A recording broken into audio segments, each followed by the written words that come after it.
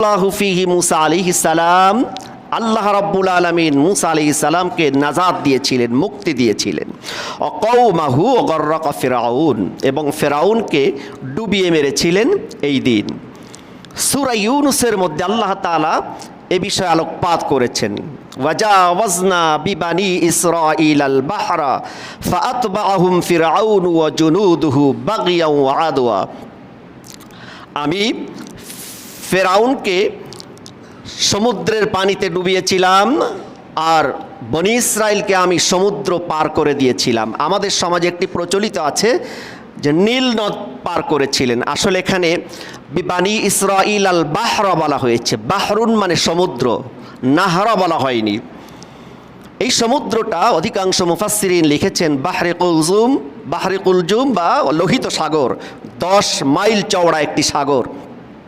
আল্লাহ রাব্বুল আলামিন মুসা আলাইহিস সালামের সম্মানে এই সমুদ্রের মধ্যে 12টি রাস্তা বানিয়ে দিয়েছিলেন।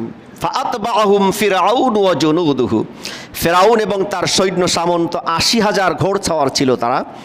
তারা যখন তাদেরকে অনুসরণ করলো, মুসা আলাইহিস সালাম এবং তার জাতিকে বনি ইসরাইলকে অনুসরণ করলো পাকড়াও করার জন্য, এবং সমুদ্রের কিনারে এসে বনি ইসরাইল পিছন দিকে তাকিয়ে যখন দেখলো বিরাট বাহিনী ঘোড়সওয়ার এসেছে পাকড়াও করার জন্য, তখন তারা বলল, ইয়া মুসা ইন্না লামুদরাকুন, মুসা আমরা তো পাকড়াও হয়ে গেলাম। এতদিন তো আমরা ফেরাউনের আন্ডারে কাজ করে খেতাম, দাসীগিরি করতাম, গোলামি করতাম, জীবন তো চলতো, কিন্তু এখন তো পাকড়াও হয়ে গেলাম। সামনে সমুদ্রের উত্তাল তরঙ্গমালা আর পেছনে ফেরাউনের সৈন্য সামন্ত, আমরা তো এবার অ্যাটাক্ট হয়ে গেলাম।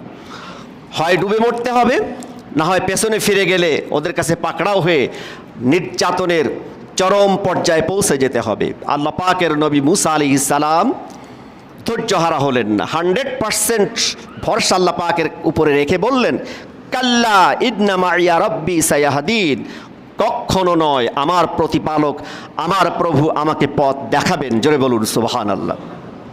এটা কোরআনে কারীমের মধ্যে এসেছে। আল্লাহ তাআলা বলছেন, ফাআতবাআহুম ফিরআউন ওয়া জুনুদুহু বাগিয়াও ওয়া আদওয়া, শত্রুতা এবং বিদ্রোহ মনোভাব নিয়ে ফিরআউন চিন্তা করতেছিল যে আমরা সঠিক পথে আছি।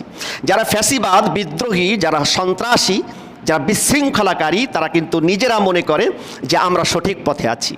আর এইটা যতদিন মনে করবে ততদিন হেদায়েত হওয়ার কোনো সম্ভাবনা থাকবে না।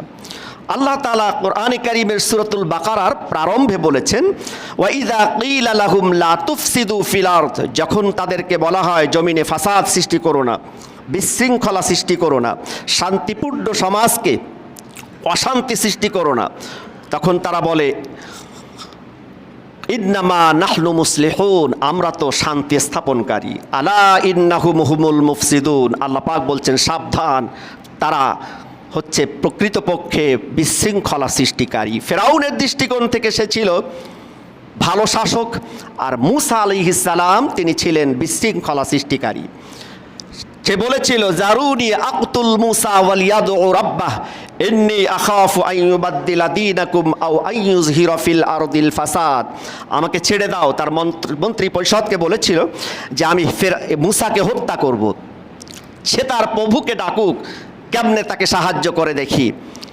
ইন্নী, আমি নিশ্চয়ই আমি ধারণা করছি যে আমার এই প্রচলিত জীবন ব্যবস্থাকে সে পরিবর্তন করে দিবে এবং এই দেশে, শান্তিপূর্ণ দেশে সে বিশৃঙ্খলা সৃষ্টি করবে। আল্লাহ তাআলা বলছেন যে মূলত ফেরাউনই ছিল বিদ্রোহী এবং বিশৃঙ্খলা সৃষ্টিকারী।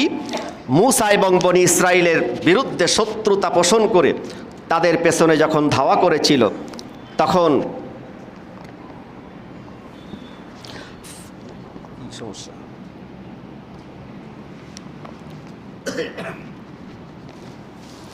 হাত্তা ইদা আদরাকাহুল গরকু, যখন সে সমুদ্রের মধ্যে সলিল সমাধি হচ্ছিল, ক্বালা আমানতু বিরব্বি হারুন ওয়া মূসা, অন্য জায়গায় এসেছে আমানতু বিল্লাযী আমানাত বিহি বানু ইসরাঈল ওয়া আনা মিনাল মুসলিমিন, বলেছিল যে বনি ইসরাইল যে প্রভুর প্রতি ঈমান এনেছে, আমি সেই প্রভুর প্রতি ঈমান আনলাম।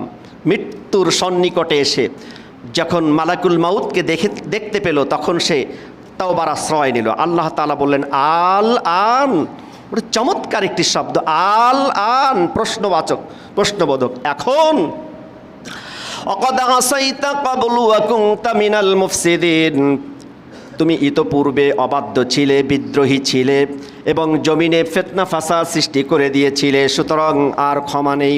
যখন সে নাকানি চুপানি খাচ্ছিল এবং বলতেছিল যে আমাকে বাঁচাও, জিব্রাইল আলাইহিস সালাম তখন তার মুখের মধ্যে কাদা ঢুকিয়ে দিলেন।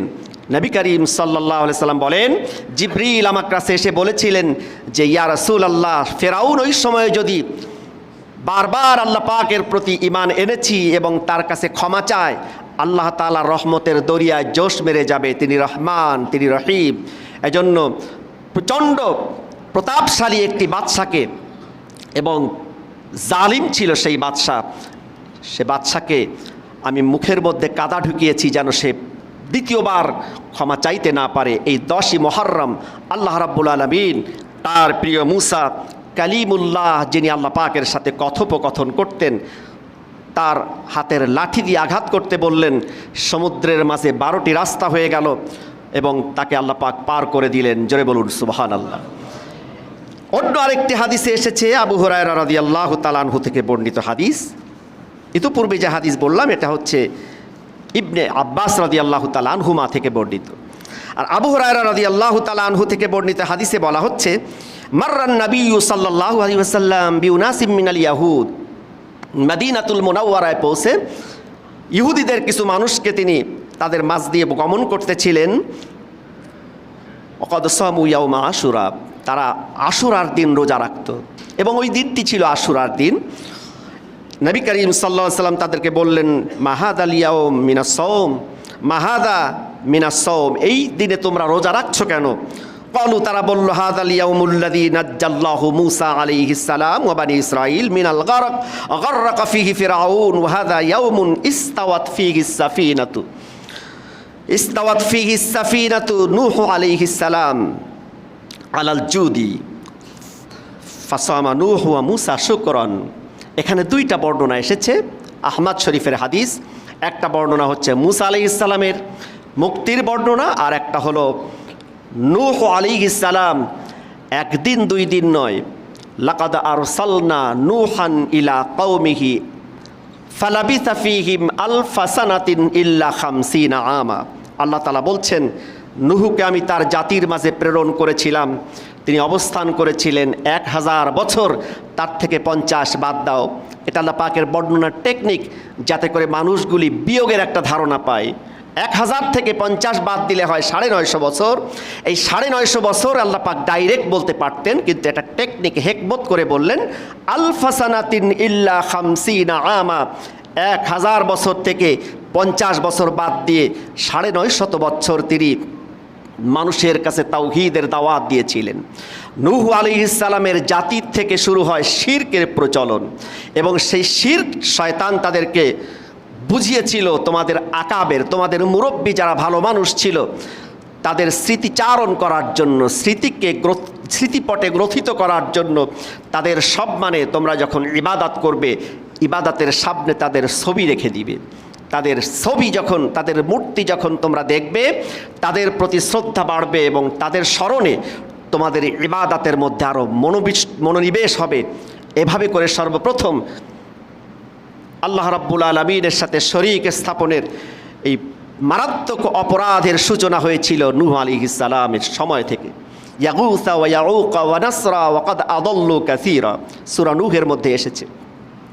950 বছর তিনি যখন বুঝালেন, সূরাতুন নূহ এর মধ্যে আল্লাহ তাআলা বলেছেন যে তিনি রাত এবং দিন অধিকাংশ সময় মানুষের কাছে গিয়ে বুঝাতেন, কান্নাকাটি করতেন। তার প্রাপ্য হিসাবে মানুষগুলো তাকে অত্যাচার করত, জঘন্য নির্যাতন করত। অত্যাচারের ফলে তিনি অজ্ঞান হয়ে পড়তেন, মানুষগুলো মনে করত মারা গিয়েছে, অবস্থায় ফেলে রেখে যেত।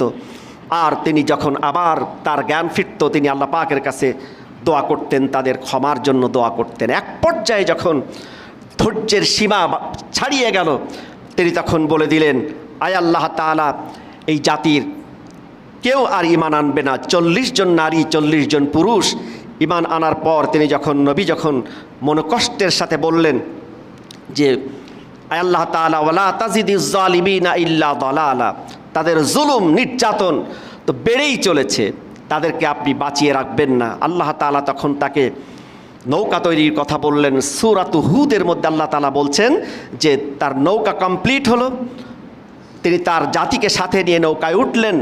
রজব মাসের 1 তারিখে, কোনো বর্ণনায় 20 তারিখে এসেছে। 6 মাস সেই নৌকা ঘুরতে ঘুরতে, মহাপ্লাবন চলতেছিল 6 মাস, কাবা শরীফে 7টা চক্কর দিয়ে। ওয়াস্তাওয়াত আলাল জুদি ওয়া কিলা বু'দাল লিল কওমিজ জালিমিন, জুদি পাহাড়ের উপরে নৌকাটি স্থিমিত হলো। আল্লাহ তাআলা তখন বললেন যে ওয়াকিলা ইয়া আরদু বলঈ মাআকি ওয়া ইয়া সামাউ আকলিঈ ওয়া গীদাল মাউ ওয়া কুদিয়াল আমরু ওয়াস্তাওয়াত আলাল জুদি ওয়া কিলা বু'দাল লিল কওমিজ জালিমিন। আল্লাহ তাআলার নির্দেশে বন্যা শুরু হলো। 6 মাস পর, রজব মাস থেকে নিয়ে শুরু করে মুহররম পর্যন্ত ধারাবাহিক বন্যা প্লাবিত হয়ে চতুর্দিকে, সারা পৃথিবী চতুর্দিকে, ওই আরব উপভূমি সহ সব দিকে যখন বন্যার পানি ছড়িয়ে গেল, 40 জন নারী এবং পুরুষ নিয়ে, জোড়ায় জোড়ায় প্রাণী নিয়ে তিনি নৌকায় আরোহণ করলেন। তার কলিজার টুকরা সন্তান কেনানকে বললেন উঠতে। কেনান বলল যে না, আমি অনেক উঁচু পাহাড়ে উঠে জীবন ধারণ করব। পিতা এবং পুত্রের মাঝে কথোপকথন হচ্ছিল। পিতার চোখের সামনে যখন পুত্র সলিল সমাধি হলো, পানির মধ্যে ডুবে গেল, তিনি তখন বলেছিলেন যে হে আমার প্রভু, আপনি বলেছিলেন আপনি আমার পরিবারকে রক্ষা করবেন।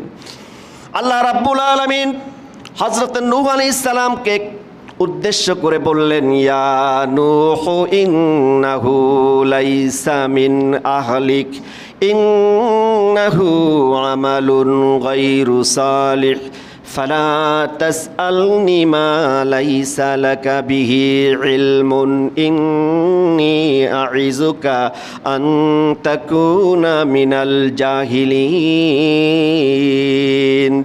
ইয়া নূহ ইন্নাহু লাইসা মিন আহলিক, হে নূহ, যে ছেলেকে তুমি ছেলে হিসাবে আমার কাছে সুপারিশ করছো সে তোমার আহল এর অন্তর্ভুক্ত নয়। কারণ নবীর পরিবার হতে হলে নবীর আদর্শে অনুপ্রাণিত হওয়া লাগবে। এর দ্বারা বোঝা গেল নবীর সন্তান এর মাধ্যমে, নবীর সন্তান হিসাবে আমাল গায়রু সালিহ, নেক আমল যদি না থাকে নাজাত পাওয়ার কোনো উপায় নেই। এভাবে কথোপকথন যখন হচ্ছিল, চোখের সামনে দিয়ে যখন সন্তান চলে গেল, তিনি আল্লাহ পাকের কাছে ক্ষমা চাইলেন। একটা কথা মনে রাখতে হবে, নবী এবং রসুলদের ত্রুটি পাপের মধ্যে পড়ে না। আদম আলাইহিস সালামের তওবা এই দিন কবুল হয়েছিল, কিন্তু সেগুলো হচ্ছে নিসিয়ান। নিসিয়ান মানে হচ্ছে ভুলে যাওয়া। যেমন আমরা নামাজের মধ্যে যখন ভুলে যাই, ওয়াজিব 14টি, এই 14টি ওয়াজিবের কোনো একটা যদি ভুলে যাই, তাহলে সর্বশেষ রাকাতে গিয়ে, শেষ বৈঠকে গিয়ে একটা সাজদায়ে সাহউন মানে ভুল করা, ভুলে যাওয়া, এই সাজদার মাধ্যমে আল্লাহ পাকের 2টি সাজদা দেওয়ার মাধ্যমে আমাদের নামাজকে কমপ্লিট করি, ত্রুটি মুক্ত করি। 14টি ওয়াজিবের মধ্যে যেমন আপনি যদি যে কেরাত, যে নামাজে আস্তে পড়া লাগবে সেই নামাজে আপনি জোরে পড়ে ফেলেছেন, অথবা যে নামাজে জোরে পড়া লাগবে আপনি কয়েক আয়াত আস্তে পড়ে ফেলেছেন, অথবা দ্বিতীয় রাকাতে বৈঠক করা ওয়াজিব, আপনি দাঁড়িয়ে গিয়েছেন, এমত অবস্থায় যদি দাঁড়ানো এবং বসার মাঝামাঝি থেকে উঠে যান তাহলে ওয়াজিব তরক হয়ে গেল।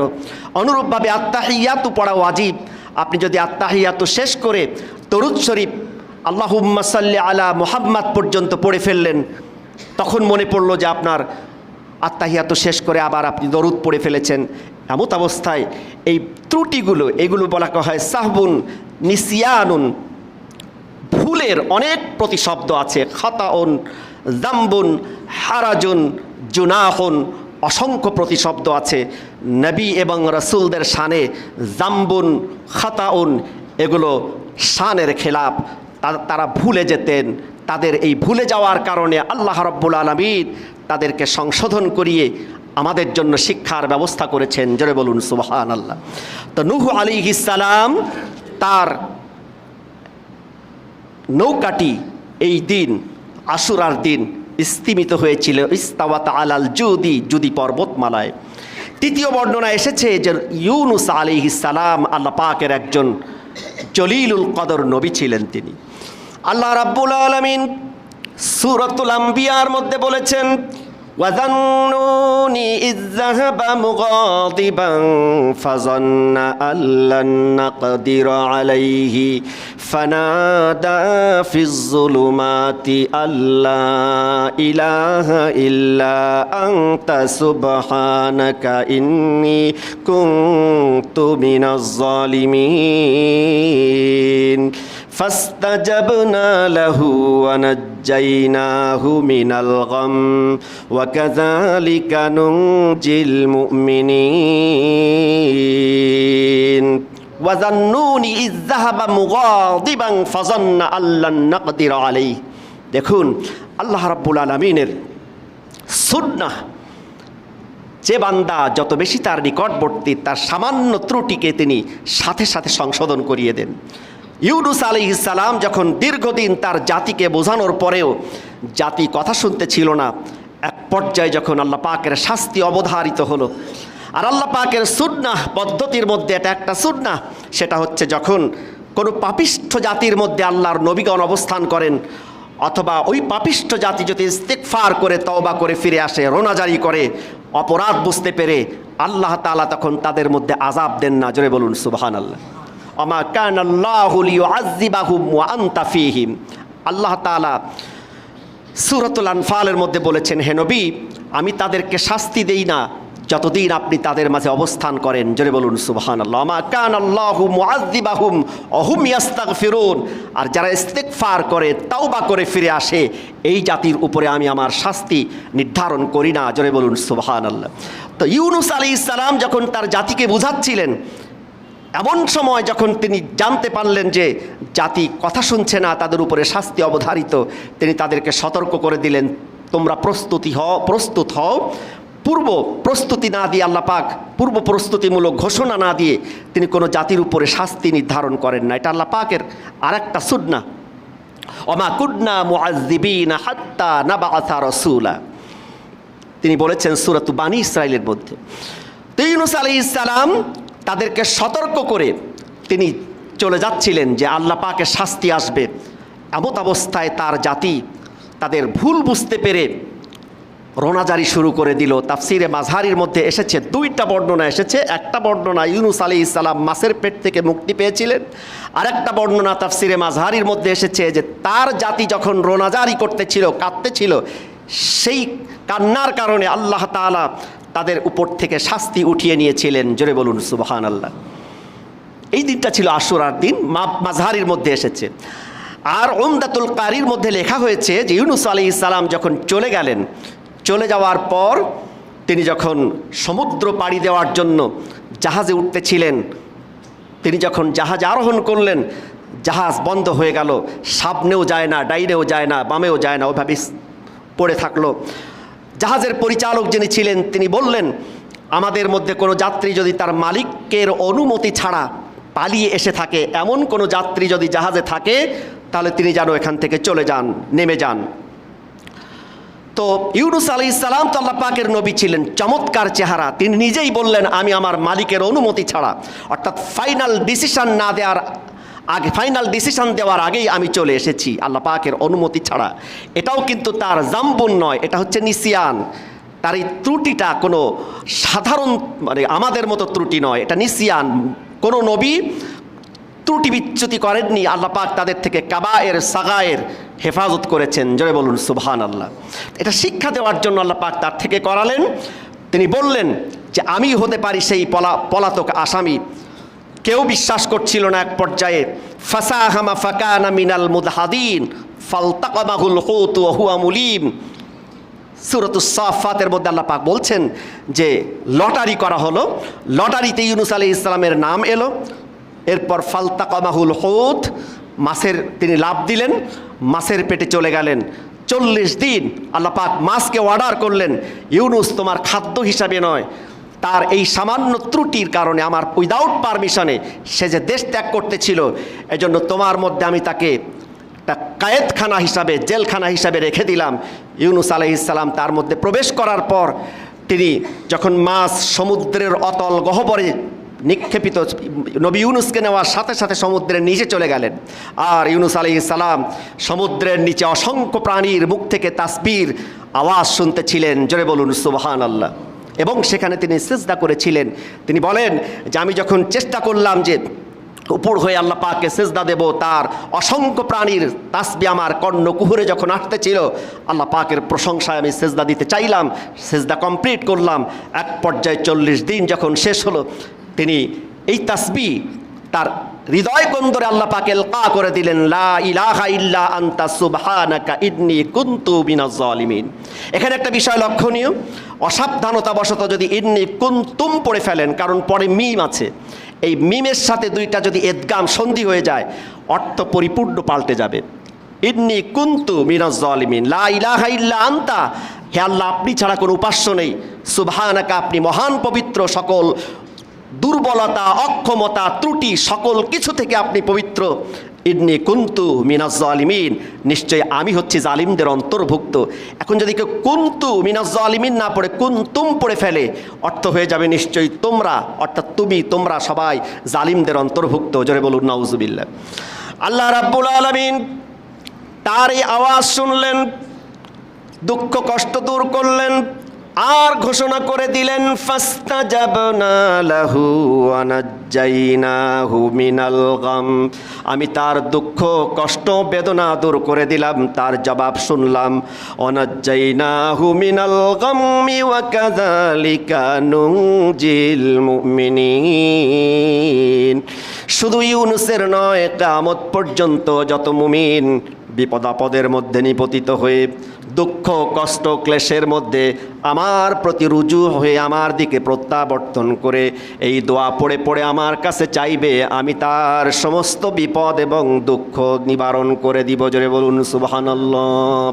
ওয়া কাযালিকা নুনজিল মুমিনিন, কাযালিকা মানে এমনিভাবে, নুনজিল ভবিষ্যৎ ক্রিয়া, কিয়ামত পর্যন্ত আমি মুক্ত করে দেব মুমিনিন, মুমিনদের কষ্ট বেদনা দুঃখ সব দূর করে দেব। জোরে বলুন সুবহানাল্লাহ। এই দিন হযরত ইয়াকুব আলাইহিস সালাম, যিনি তার কলিজার টুকরা সন্তান 40 বছর চোখের অন্তরাল হয়ে গিয়েছিল, তাফসীরে কুরতুবীর মধ্যে এসেছে তার কলিজার টুকরা সন্তান ইউসুফ আলাইহিস সালাম, যার মতো চেহারার সৌন্দর্য আর কাউকে দেওয়া হয়নি। তিনি যখন শৈশবে ঘুমিয়েছিলেন, রাতের গভীরে তাহাজ্জুদের মধ্যে ইয়াকুব আলাইহিস সালাম সাজদার দিকে নজর ছিল তার, হঠাৎ সন্তানের আওয়াজ শুনে, নাক ডাকার আওয়াজ শুনতেছিলেন। তাফসিরে মারিফুল কোরআনেও এসেছে, তিনি সাজদার থেকে নিয়ে সন্তানের দিকে নজর ঘুরালেন। আল্লাহ পাকের কাছে এটা পছন্দনীয় হলো না। আল্লাহ পাক এজন্য তাকে তার এই চোখ অন্ধ করে দিলেন সন্তানের বিরহে। জোরে বলুন সুবহানাল্লাহ। আল্লাহ রাব্বুল আলামিন সূরা ইউসুফের মধ্যে বলেছেন, যখন তিনি সন্তানের বিরহে একদিন 2 দিন নয় 40 বছর কাঁদতে কাঁদতে, অবিয়াদ্দাত আইনাহু ফাহুয়া কাযীব ক্বালা বাল সাওয়ালাত লাকুম আনফুসুকুম আমরান ফাসাবরুন জামিল, ধৈর্যের পরম পরাকাষ্ঠায় তিনি উন্নীত হলেন। তিনি কাঁদতে কাঁদতে চোখ অন্ধ হয়ে গেল। অবিয়াদ্দাত আইনাহু, আল্লাহ পাকের বর্ণনায় তার চোখ সাদা হয়ে গেল। দুঃখ কষ্টে যখন তিনি ইউসুফের কথা চিন্তা করতেছিলেন, এক পর্যায়ে যখন তার সন্তানরা তাকে পাগল হিসাবে আখ্যায়িত করলো আর বলল যে শুধু ইউসুফের জন্য তো আপনার জীবন ধ্বংস হয়ে যাবে, মৃত্যুবরণ করবেন আপনি, তখন তিনি আল্লাহ পাকের কাছে সাহায্য চেয়েছিলেন।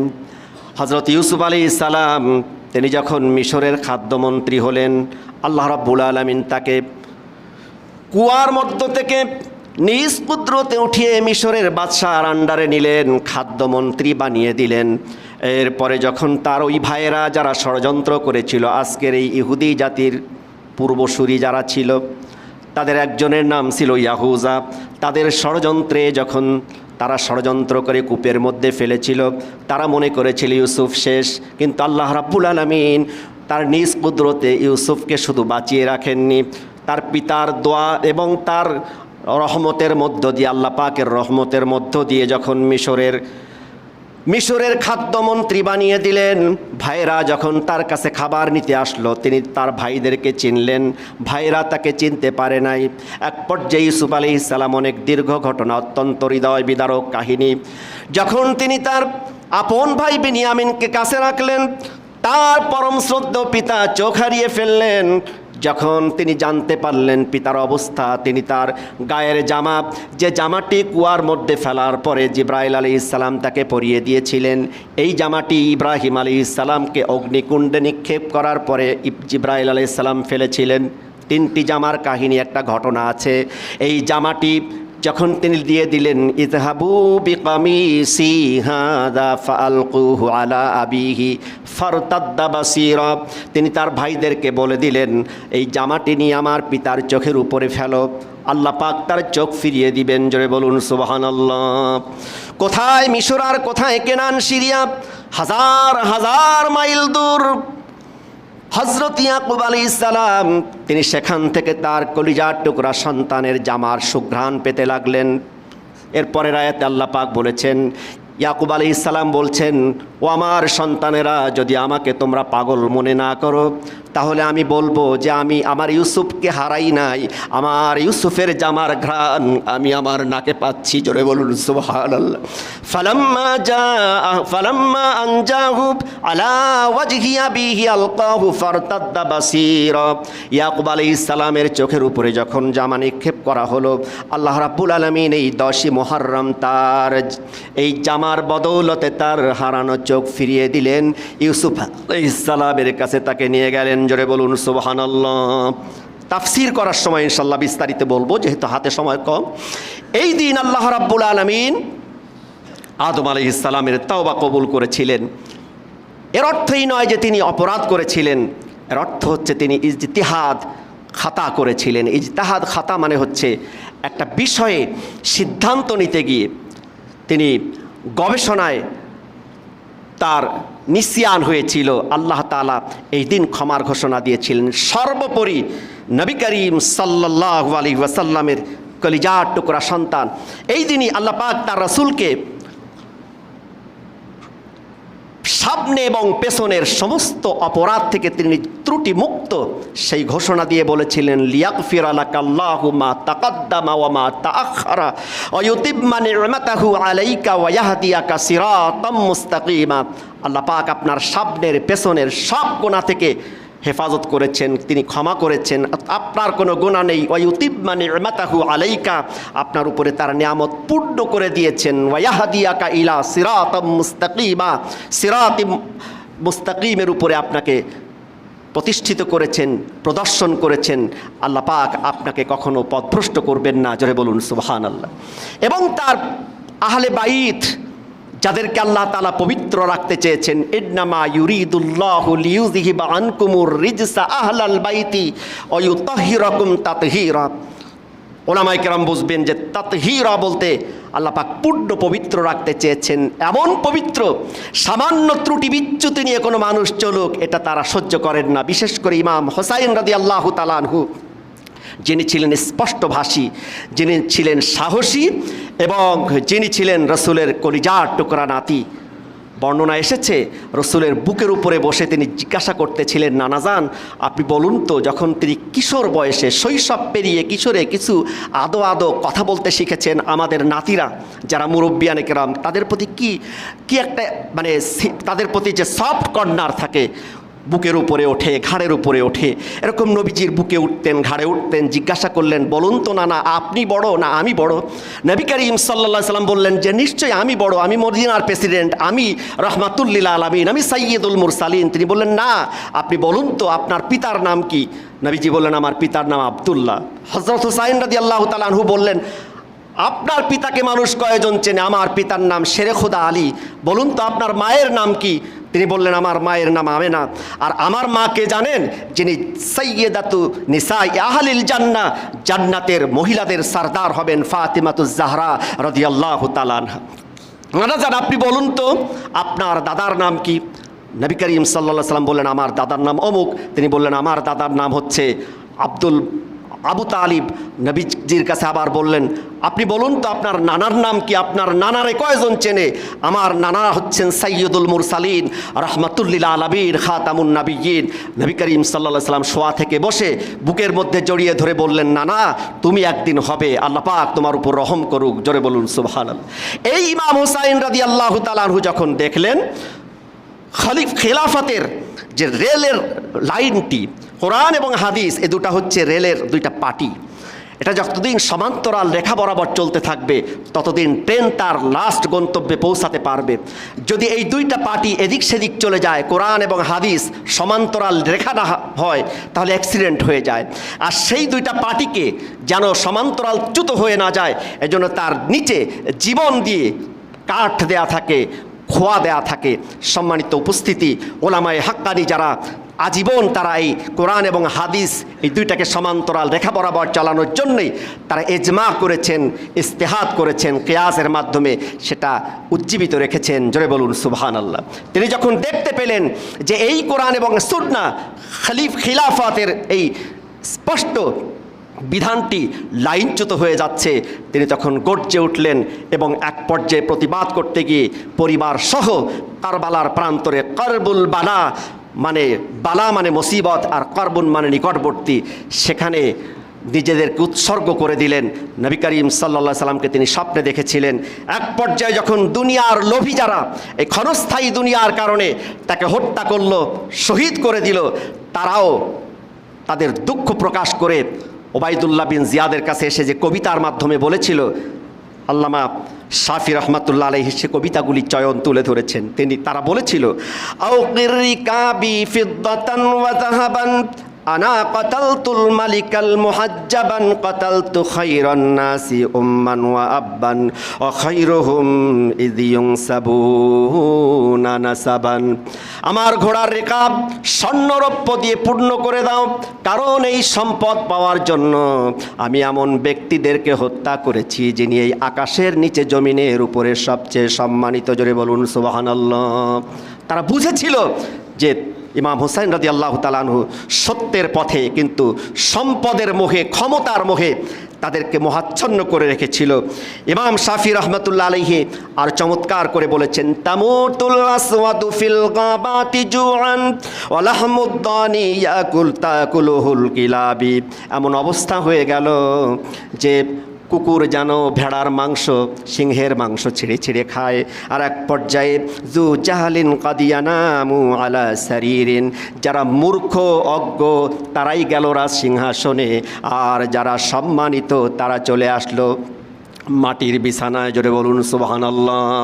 এটা আল্লাহ পাক দেখতে চেয়েছেন, কিন্তু তার অর্থই নয় যে এই দিনকে কেন্দ্র করে হায় হাসান হায় হোসেন বলে আমরা কোরআন এবং হাদিস বিরোধী যে কাজগুলো করি।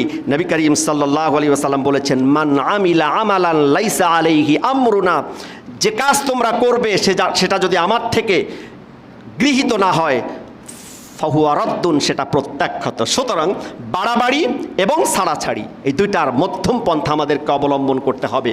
নবী করিম সাল্লাল্লাহু আলাইহি ওয়াসাল্লাম বলেছেন, লা তাজআলু বুয়ুতাকুম কুবুরান ওয়া লা তাজআলু কবরি ঈদান, তোমাদের ঘরকে তোমরা কবর বানিও না। অর্থাৎ মসজিদেও যেমন নামাজ পড়বে, ঘরের মধ্যেও নফল নামাজ পড়বে। আর আমার কবরকে কোনো কবর কেন্দ্রিক, কোনো মাজার কেন্দ্রিক ঈদ বা কোনো অনুষ্ঠান যেন তোমরা না করো। এই দুইটার মাঝখানে ব্যালেন্স রাসূল করিম সাল্লাল্লাহু আলাইহি ওয়াসাল্লাম করেছেন। আর তার কলিজার টুকরা নাতি সাইয়্যিদা শাবাবি আহলিল জান্নাহ, জান্নাতের যুবকদের যিনি সরদার হবেন, তাদেরকে আল্লাহ পাক শাহাদাতের পেয়ালা পান করিয়ে দুনিয়া থেকে, শাহাদাত মানে সত্যের সাক্ষী দিয়ে তাদেরকে দুনিয়া থেকে নিয়েছেন, তার একান্ত নৈকট্যে তিনি নিয়েছেন, জোরে বলুন সুবহানাল্লাহ। আল্লাহ পাক কোরআনে কারীমের মধ্যে বলেছেন, আলিয়ালামাল্লাহুল্লাযীনা আমানু মিনকুম ওয়ায়াত্তাখিযা মিনকুম শুহাদা, সূরা আলে ইমরানের মধ্যে আল্লাহ পাক বলেছেন তিনি জানতে চান তোমাদের মধ্যে কে ঈমানদার, এবং তাদের মধ্য থেকে কিছু মানুষকে তিনি বাছাই করে গ্রহণ করতে চান শহীদ হিসাবে, জোরে বলুন সুবহানাল্লাহ। সুতরাং কারবালার মাধ্যমে আমাদের যে শিক্ষা সেটা হচ্ছে অসত্য মিথ্যার কাছে মাথা নত নয়। আহলে বাইত জীবন উৎসর্গ করে সেটাই শিখিয়ে গিয়েছেন সত্যের পথের পথিক হিসাবে। আল্লাহ তাআলা যেন আমাদেরকে কবুল আর মঞ্জুর করেন, সকলে বলি আমিন। কোনোভাবেই যেন মিথ্যার কাছে আমরা মাথা নত না করি, আল্লাহ পাক সেই তৌফিক দান করুন, সকলে বলি আমিন। আমা তৌফিকুনা ইল্লা বিল্লাহ।